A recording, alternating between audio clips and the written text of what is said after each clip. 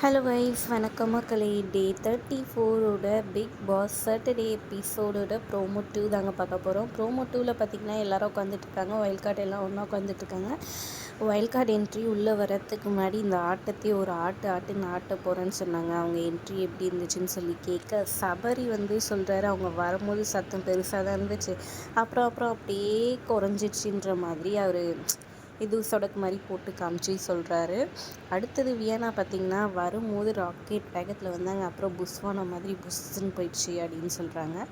அடுத்ததாக நம்மளோட ரம்யா சொல்கிறாங்க, வந்தப்போ ஃபெனாயில் ஊற்றி கழுவ போகிறேன்ற மாதிரி சொன்னாங்க, ஆனால் ஒன்றுமே நடக்கலைங்க அப்படின்றது சொல்கிறாங்க. வினோத் இவங்க உள்ளே வந்தப்போ 1 2 சொல்லிக் கொடுக்க போகிறேன் எங்களுக்குன்னு சொன்னாங்க, ஆனால் உள்ளே எங்ககிட்டயே 5க்கு அப்புறம் என்ன ஒரு 6ஆ, 7க்கு அப்புறம் என்ன ஒரு 8ஆ அப்படின்னு எங்ககிட்டே கேட்டுட்ருக்காங்க சார் அப்படின்ற மாதிரி நக்கலாக சொல்லிட்டுருக்காங்க.